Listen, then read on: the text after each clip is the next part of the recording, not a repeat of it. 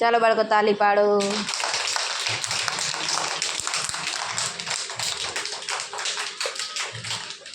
એક કહેતા ઊભા થાવ,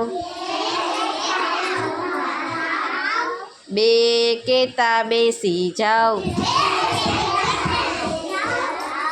ત્રણ કહેતા તાલી પાડો,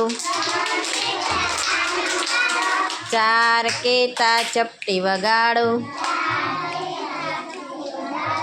પાંચ કહેતા પકડી લ્યો, પાંચ કહેતા પકડી લ્યો, છ કહેતા છોડી દ્યો,